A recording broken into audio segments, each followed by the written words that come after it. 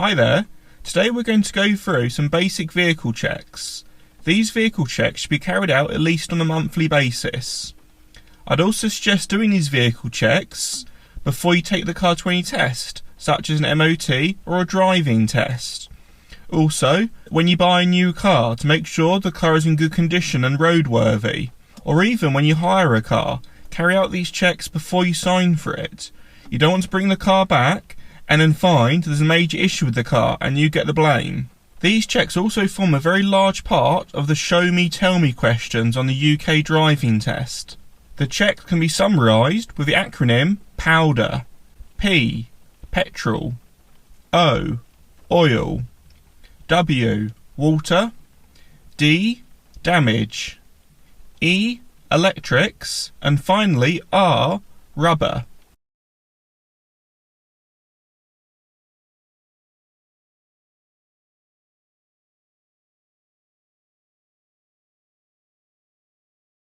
Quite a simple check, but an important one. Checking your petrol before any long journeys, particularly before going on a motorway, can avoid having to pay for the high prices at motorway service stations and the potential risk of being broken down on a hard shoulder with no fuel. To check the oil, we're going to open the bonnet. There's a catch here in the passenger footwell. Pull this towards you like this. Then proceed to the front of the car. There will be a second catch under the bonnet, this yellow triangle here. Push this towards the left, as shown here. You will then need to grab this rod to prop the bonnet up and attach it here. We now need to identify the dipstick to check the oil level. This is the dipstick. Remove the dipstick. Then get a cloth or a piece of tissue. We need to wipe the dipstick. Having wiped the dipstick clean, reinsert it to get the second, more accurate reading. Pull the dipstick back out, and this time we're going to check the level. The oil should be between the minimum and maximum markers. On this dipstick, it's identified by these two small notches at the end of the dipstick. Once you've checked the reading, proceed to reinsert the dipstick. Whilst the next 3 bottles do not necessarily contain water, we just call it water so we can make the POWDER acronym. We will start with the engine coolant. This is the engine coolant, often identified as quite a large bottle with warnings about not opening it when it's hot, as it is a pressurised container. Opening it while it's hot is like attempting to open up a shaken up bottle of Coke. It could explode and the fluid will be hot, resulting in possible burn injuries. There will be minimum and maximum markers on the side of the bottle. The fluid should be in between the minimum and maximum. The next fluid we'll check is the brake fluid. It's identified by these symbols on the cap. Reading the brake fluid level can be particularly difficult. I've marked the minimum and maximum markers here, and this is the current level. Good news is we're in between the minimum and maximum. The final fluid to check is the windscreen washer fluid. It will typically have a simple blue cap with this symbol on it. The windscreen washer fluid does not have minimum and maximum markers, so all you can do is open up the bottle and just check what's in there. If it looks a bit low, then top it up as shown. Avoid filling it up fully. Leave a bit of gap like this, as in the winter the fluid could freeze and accidentally pop the top open. While I have the bonnet open, I like to turn the engine on and just check under the bonnet. I'm checking for any unusual noises and anything that appears to be loose or flapping about. But looking all across the bonnet, it all seems good, and the engine noise seems quite consistent and normal. So I'm quite happy with that. To close the bonnet, I will turn the rod to its resting position, and then gently lower the bonnet until it's a few inches away from the bottom, and then just drop it. This ensures the bonnet is closed securely. If you're a learner or a new driver watching this video, I'd recommend purchasing this book. There's lots of great information in it, including information on vehicle maintenance. There is also a section on tips on how to pass the practical test, including common driving test faults, hints and tips for the day of the test, dealing with nerves, and more. There's also a third section with over 800 questions to help you practice for the theory test. You can find a link for this book in the description below. Now, back to the video. With the ignition on, turn on your dipped beam headlights. Also turn on your front and rear fog lights. Then your full beam headlights. And finally, your hazard lights.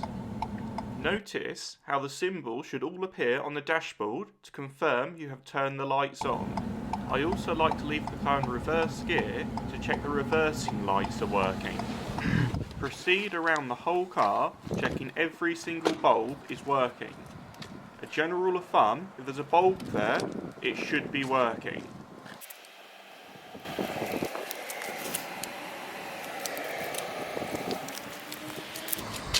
On many cars they have a reflective strip here, and on the opposite side is the rear fog light. So don't worry if you only see one rear fog light. It can also be common to only have one rear reversing light. Remember to check the lights for the number plate. An easy fail for an MOT. Now one light we haven't checked there is the brake lights. So to do this you can get someone to help you or use a reflective surface.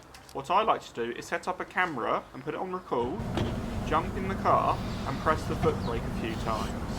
Then watch back the footage to make sure the brake lights came on. Check your brakes are working properly by releasing the handbrake and rolling forwards a bit, pressing the brake and then releasing it just before it stops to make sure your brakes aren't binding and getting stuck. Also making sure the car comes to a smooth stop when you press the brake pedal. Next up, the tyres. We're firstly going to check the tread depth. You can use these markings on the tyres to help. If your tyres look like this, and the warning markers are level with the rest of the tyre, you need to change your tyres. You can also use a tool such as this. Just stick the metal prong into the tyre tread and it will give you a reading.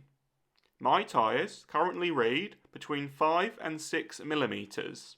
The legal minimum in the UK is 1.6 millimeters, but it's recommended you change your tyres at 3 millimeters. Now to check the damage. With a plastic glove on, give the tyres a feel all the way around, including the rear tyre wall. You're checking for any cuts, bulges or nails, anything that could weaken the structure of the tyre. Finally, tyre pressures. On some modern cars, you can check the tyre pressures using the onboard computer, like shown here.